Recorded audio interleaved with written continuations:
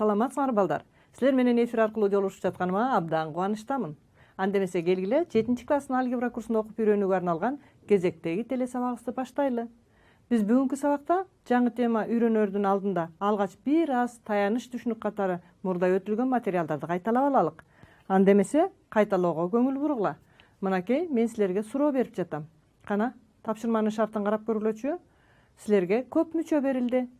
5y минус 10b деген.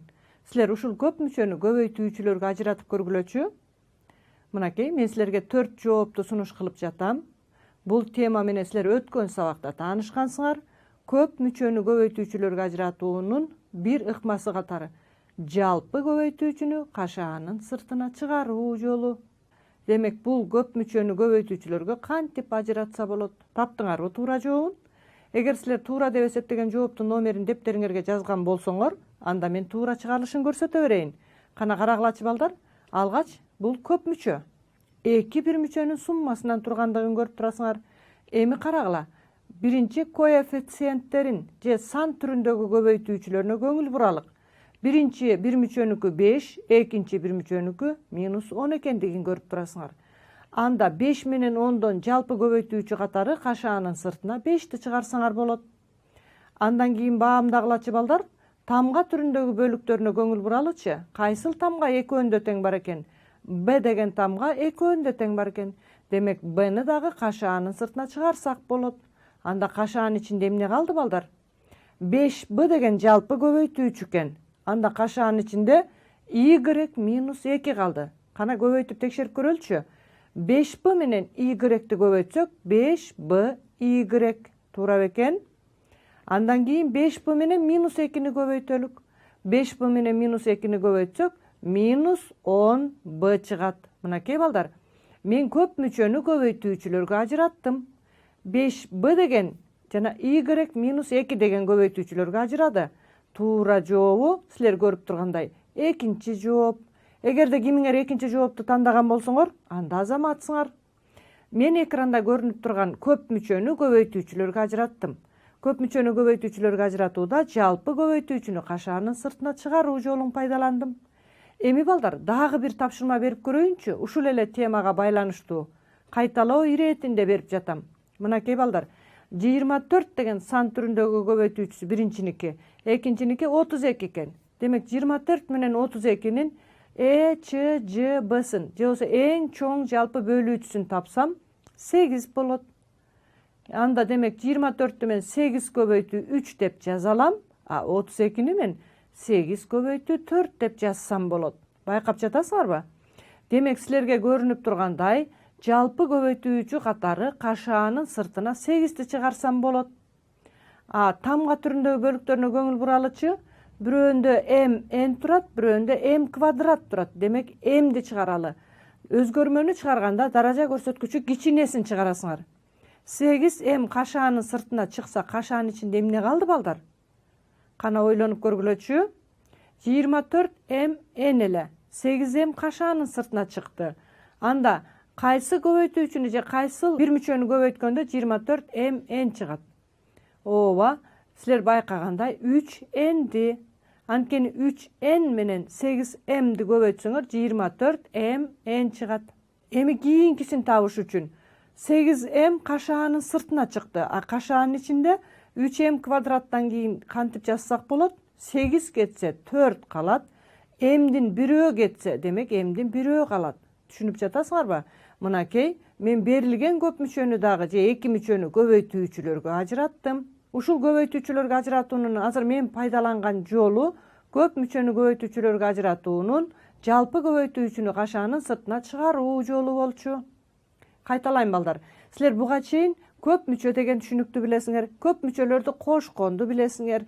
Ошондой эле азыр көп мүчөлөрдү көбөйтүүчүлөргө ажыратуу деген түшүнүк катары берилген бир учурун түшүндүрүп жатам. Башкача айтканда, көп мүчөнү көбөйтүүчүлөргө ажыратуунун бир ыкмасы катары жалпы көбөйтүүчүнү кашаанын сыртына чыгаруу жолун пайдаланганды көрсөттүм.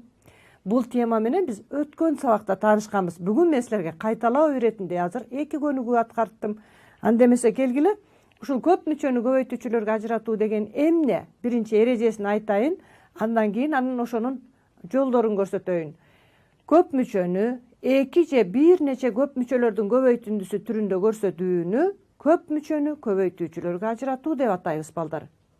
Анда көп мүчөнү көбөйтүүчүлөргө ажыратуунун биз 7 класста силер көрүп тургандай 3 түрүн билебиз. Же болбосо ушул 3 түрүн үйрөнөбүз. Биринчиси, көп мүчөнү көбөйтүүчүлөргө ажыратыш үчүн жалпы көбөйтүүчүнү кашаанын сыртына чыгаруу жолун колдонобуз. Бул тема менен силер тааныштыңар.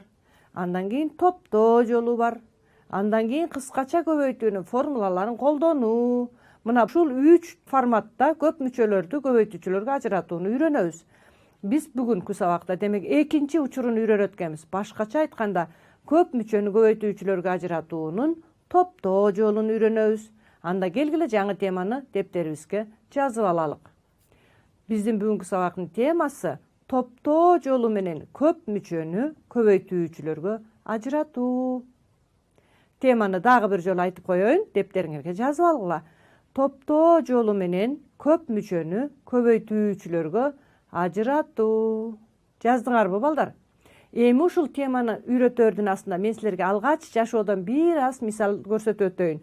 Топтоо деген эмне? Кантип топтосо болот? Эмнесине карата топтойбуз? Эмнелерди топтойбуз? Демек, бул түшүнүктөрдү үйрөтөрдөн мурда мен силерге жашоодон кездешкен бир мисалды көрсөтөйүн.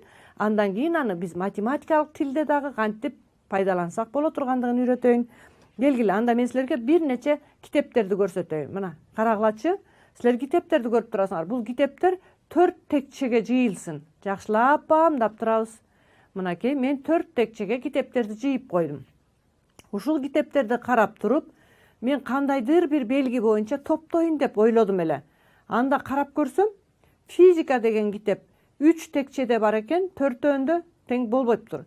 Демек, байкап көргүлөчү, кайсыл окуу китеби 4 текчеде тең бар экен? Андай жок экен балдар.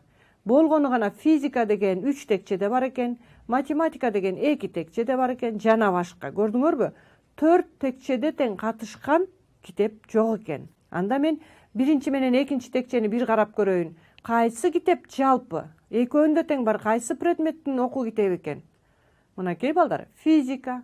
Биринчи текчеде да бар экен, экинчи текчеде да бар экен. Демек, физиканы мен алып койсом болот. Же жалпы окуу китебинин бирөө катары карасам болот экен. Кийинкисин карап көрүлөчү. 3-чү жана 4-чү текчеде экөөндө тең математика бар экен. Башкача айтканда, математика предметине байланышкан окуу китептерин көрүп турам. Демек, биринчи экөөнү бир топтосом, физикага байланышкан окуу китебин жалпы деп карасам болот экен. 3-чү менен 4-чүдө жалпы деп математиканы карасам болот экен. Экинчи менен 3-чүнү карасам, анда кайсыны карайм балдар? Карап көрүлөчү. Жалпы окуу китеби барбы экен? Ооба, география бар экен. Көрүп жатасыңарбы? Демек, мен ар кандай топтосом мүмкүн экен. 1 менен 4-тү бир топтоп көрөйүнчү. Бул экөөнү бир топтосом кайсы китеп жалпы экен бул жерде? Мынакей балдар, математика жалпы экен. Көрдүңөрбү? Эми бул жерде мен эмнени айткым келип турат силерге? Урматтуу окуучулар, эгерде мына ушул азыркы мен силерге көрсөткөндөй 4 текчеде жыйылган китептерди карап туруп, кайсыл предметти окутууга керек болгон китептер бар экенин көрүп туруп, биринчи экөөнү өзүнчө топтоп, 3-чү, 4-чүнү өзүнчө топтосом болот экен. Же 2 менен 3-чүнү бир топтоп, 1 менен 4-тү да бир топтосом болот экен. Ал мен окутууга керек болгон окуу китептерин топтогонума жараша болот экен. Жашоодогу кездешкен ушул мисалдын негизинде биздеги бүгүнкү сабакта өтүлө турган, мына карагылачы, көп мүчөнү. Көп мүчөнү да кантип топтосок болот? Же муну көбөйтүүчүлөргө ажыратууну кандай кылып пайдаланууга мүмкүнчүлүгүбүз бар? Карагылачы.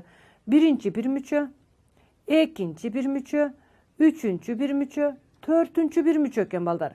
Эми ушуларды мен бир мүчөлөрдү номер койбостон мен фигураларды коюп койдум. Азыр мен топтоп көрөйүн, жана жогорудагы китептерди, окуу китептерин топтогондой кылып, мен алгач биринчи, экинчи же 4 бурчтук, 3 бурчтук формасындагы бир мүчөлөрдү бир топтоюн, 5 бурчтук менен жылдызчаны бир топтоп көрөйүн. Келгиле топтоп көрөлүк мынакей. Анда ушундай кылып мен кашаага алып жазайын. Эми байкагылачы балдар, жалпы көбөйтүүчү барбы? Кашаанын сыртына кайсыл көп мүчөнүн бир мүчөсүн чыгарсам болот? Жок бекен? Байкадыңарбы? Биринчи кашаадан да кашаанын сыртына чыгарайын десем жалпы көбөйтүүчү жок. Экинчисинде да жалпы көбөйтүүчү жок экен. Демек, минтип топтогонго мага болбойт. Анткени мен көбөйтүүчүлөргө ажырата албай калдым. Анда келгиле балдар, башкача кантип топтосом болот.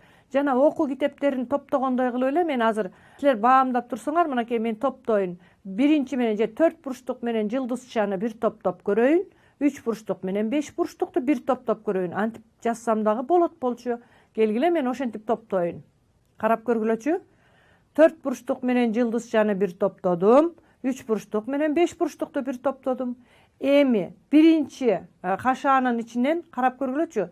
Жалпы көбөйтүүчү барбы? Ооба балдар. Y деген бар экен. Y кашаанын сыртына чыгарсам, кашаанын ичинде x минус 2 калат.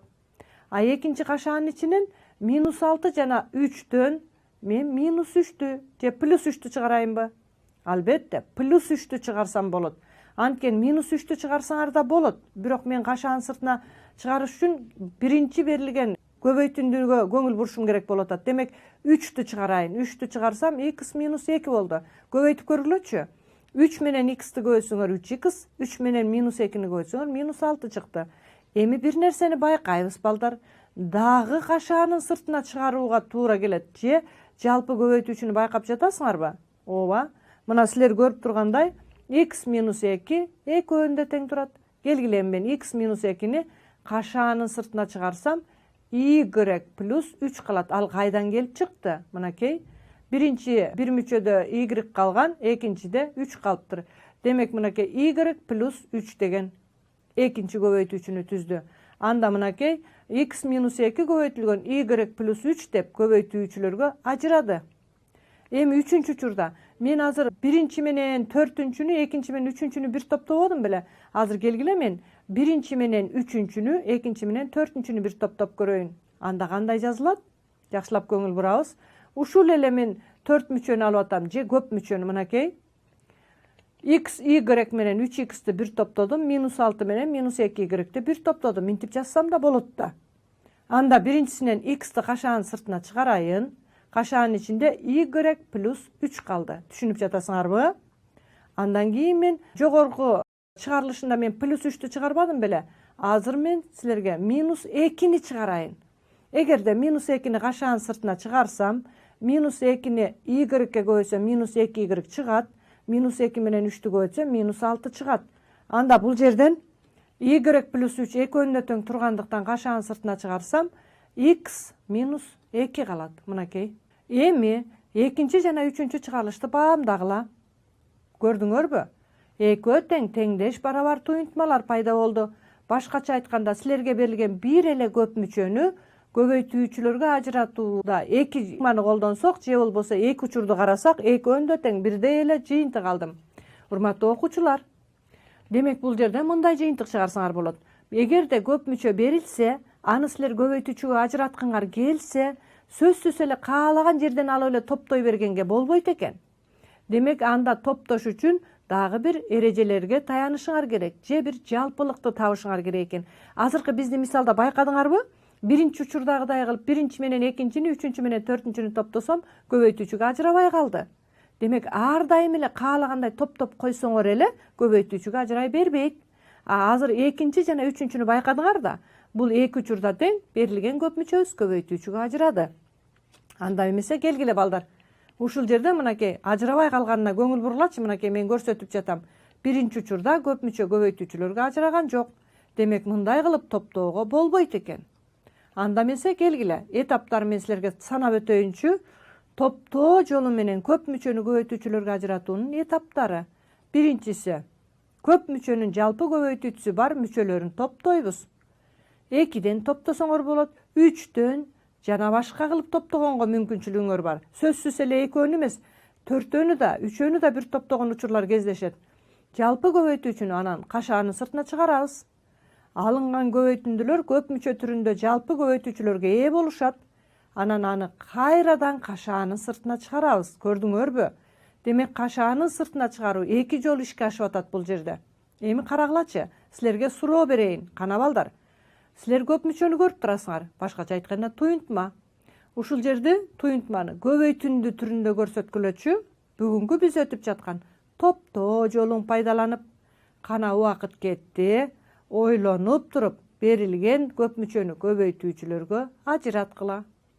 канчанча жоопту туура деп тапкан болсоңор, ошол жооптун номерин дептериңерге жазып койгула. Таптыкпы? Анда эмесе мен туура чыгарылышын көрсөтө берейин. Карагылачы балдар, туюнтма берилген экен. Мен с минустуну кашаага жазып койсом эч нерсени өзгөртпөсөм болот. Эми силер байкагандай, с минусду экөөнү тең турат, эки кошулуучу да тең. Демек, кашаанын сыртына чыгарып топ-топ койсом, мынакей кашаанын ичинде эмне калат балдар? П калат. С минус днын ордунда эмне калат? Ойлонуп көргүлөчү. С минус д кетти. Топ-топ кашаанын сыртына чыгардым. Анда мунун ордунда эмне калат? Ооба, мындай учурда 1 калат. Кана ушуну жазып дептериңерге белгилеп алгыла. П көбөйтүлгөн с минус д плюс с минус д болсо, с минус дны топ-топ кашаанын сыртына кетирсем, кашаанын ичинде П плюс 1 калгандыгын көрүп турасыңар. Анда туура жооп 4-үнчү жооп экен. Эгерде кимиңер 4-үнчү жоопту туура деген болсоңор, анда азаматсыңар. С минус д П плюс 1 болмок. Демек түшүндүңөр, П плюс 1. Эми балдар, көп мүчөнү көбөйтүүчүлөргө ажыраткыла деген тапшырма берилди. Карагылачы. Бул жерден 4 мүчө экен, же көп мүчө деп аталат. Биринчи эки мүчөдөн Аны көрүп турасыңар, кашаанын сыртына чыгарыш үчүн экөөнү бир топтоюн. Кийинки экөөнү бир топтоюнчу, ушул жерден бир нерсеге көңүлүңөрдү бургум келет. Эгерде мен кашаа жазган болсом, анда ортосундагы минус мына мен кызыл түстө көрсөтүп атам. Ушундай жазылабы? Же белги өзгөрүшү керек беле? Ойлонуп көргүлөчү. Ооба балдар, эгерде мен минусту кашаанын сыртына чыгарсам, анда кашаанын ичиндеги белги плюс болуш керек. Кашааны ачканда кайрадан минусту берет да. Көрдүңөрбү? Эми силер көрүп тургандай Аны кашаанын сыртына чыгардым. Кашаанын сыртына чыгарсам x плюс y калды. Кийинкисинде да x плюс y турат. Демек x плюс y кашаанын сыртына чыгарсам А минус 1 болду. Мына мага берилген көп мүчөнү көбөйтүүчүлөргө ажыраттым. Байкадыңарбы? Бул башка учур болчу. Минусту кашаанын сыртына чыгарганда кашаанын ичиндеги белгиге көңүл бурушуңар керек эле. Эми келгиле көбөйтүүчүлөргө ажыратуунун дагы бир мисалын карап көрөлүк. Мынакей. Биринчи экөөнү бир топтоюн, үчүнчү, төртүнчүнү бир топтоюн. Анда биринчи топтолгон кашаанын ичинде турган туюнтманы карап көрүлөчү. Кашаанын сыртына жалпы көбөйтүүчү катары канчаны чыгарабыз? Ооба балдар, 35 менен 7-ни көргөндө 7-ни чыгарсак болот. А квадраттар турат, демек А квадратты чыгарсак болот. Анда экинчиден кайсыны кашаанын сыртына чыгарабыз? Сан түрүндөгү көбөйтүүчүлөрүнөн кашаанын сыртына чыгарбайт экенбиз. Б анан Б куб турат. Демек даражасы кичинесин чыгарабыз, Бны чыгарабыз. Анда 7А квадрат кашаанын сыртына кетсе, кашаанын ичинде эмне калды? 7 кетсе 35тен 5 калат, плюс Б квадрат калат. Эми көбөйтүп текшергилечи. 7А квадрат менен 5ти көбөйсөңөр 35А квадрат. 7А квадрат менен Б квадратты көбөйсөңөр 7А квадрат Б квадрат. Экинчисинен Б кашаанын сыртына кетти. Кашаанын ичинде эмне калды? Албетте 5 калды, плюс Б квадрат калды. Анткени 5 менен Бны көбөйсөңөр 5Б, Б менен Б квадратты көбөйсөңөр Б куб болот. Анда 5 плюс Б квадратты кашаанын сыртына чыгарсак, кашаанын ичинде 7А квадрат плюс Б калды. Мынакей балдар, мен берилген көп мүчөнү дагы көбөйтүүчүлөргө ажыраттым. Топтоо жолу менен. Мынакей. Биринчисинде жалпы көбөйтүүчүнү кашаанын сыртына чыгардым. Андан кийин экөөндө тең 5 плюс Б квадраттарды биринчисинде бир мүчө жалпы көбөйтүүчүсү. Топтоо жолуна келгенде көп мүчө жалпы көбөйтүүчүсү. Ошондо мынакей эсептөөдө дагы ушул эрежелерди пайдаланышка туура келет. Бул жерде силер мынакей көрүп турасыңар. 4 бөлүккө бөлүп карай турган болсоңор, эгерде топтосок, биринчи экөөнү бир топтоп, үчүнчү, төртүнчүнү бир топтосок, жалпы көбөйтүүчү жок. Кашаанын сыртына чыкпайт экен. Карагылачы. Анда башкача топтойлучу 1 менен 3тү бир топтоюн, 2 менен 4тү бир топтоюн. Анда мындай кыла турган болсок, силер көрүп тургандай, мынакей 2 менен 4тү бир топтоп койдум. Анда кашаанын сыртына чыгара турган болсок, биринчиден 6,2-ни көрүп атасыңарбы? Кашаанын сыртына чыгарам. Кашаанын ичинде эмне калганын көрдүңөр. Экинчиден 1,2-ни кашаанын сыртына чыгарайын. Мынакей кашаанын ичинде эмне калганын көрдүңөр. Анда ушул жерден да топтоо жолун пайдалана турган болсом, мынакей 2 көбөйтүүчүгө ажырады. Биринчи кашаанын ичи 12, экинчиники 5, үчүнчүсү 60. Мынакей балдар, эсептегенде туура жообу 60 болчу. экинчи жооп туура жооп болчу. Урматтуу окуучулар, бүгүнкү сабакта мен силерге көп мүчөнү көбөйтүүчүлөргө ажыратуунун дагы бир ыкмасын көрсөттүм. Башкача айтканда топтоо жолу менен. Жалпы көбөйтүүчүнү кашаанын сыртына чыгарган учурда силер бир мүчөнү кашаанын сыртына чыгарып жаткансыңар. А бүгүнкү сабакта бир мүчөдөн кийин экинчи этап катары көп мүчөнү кашаанын сыртына чыгарып топтодук. Демек ушул топтоо жолун пайдаланып көп мүчөнү көбөйтүүчүлөргө ажыратуу силердин мындан аркы билимиңерди калыптандырганда да көп колдонулат. Эсептөөдө, туюнтмаларды жөнөкөйлөтүүдө, теңдемелерди чыгарууда колдоносуңар. Демек алган билимиңерди андан арда бекемдегениңерге ийгилик каалоо менен мен бүгүнкү сабагымды аяктайын. Кайрадан силер менен эфир аркылуу жолугушканча коштошолу. Саламатта калгыла.